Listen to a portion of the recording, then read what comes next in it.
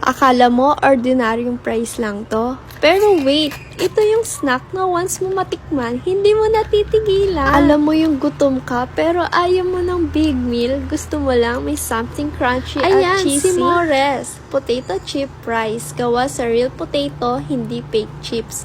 At grabe cheddar and sour cream ang flavor. Ang sarap, crunchy, cheesy. Tapos yung lasa, parang fries sa fast food. Pwede habang nanonood, nag-aaral, o nag-chill time. Yung ibang chips, puro hangin, tapos tingin sarap pa.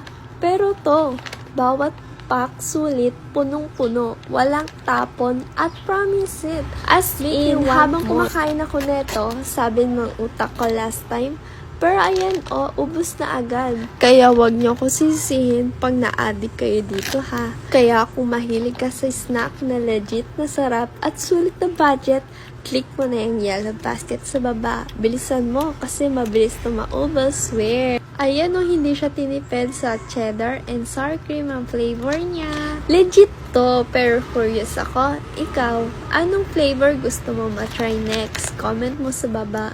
So, ang ganda rin ng packaging niya, diba? Ziplock siya. And pwede mo siyang iwan kahit saan.